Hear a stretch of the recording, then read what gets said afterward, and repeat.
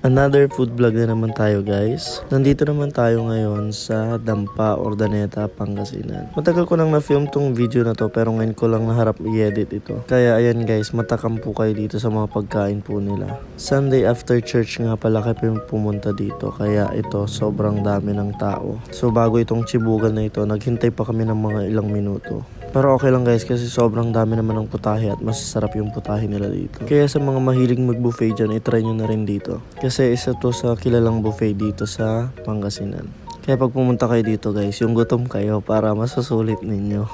Kaya sa mga magtatanong kung magkano dito, sa pagkakaalala ko around 600 plus yung binayaran ko bawat isa. Hindi ko alam kung pares pa rin yung price ngayon kung tumas ba o bumaba. Dito is sponsored guys, kaya check nyo na lang sa details nila sa Facebook page. So reminder ko na lang guys, pag pumunta kayo dito, kalimutan nyo na muna na nagda-diet kayo. So yun lang naman, thanks for watching, bye bye, follow for more.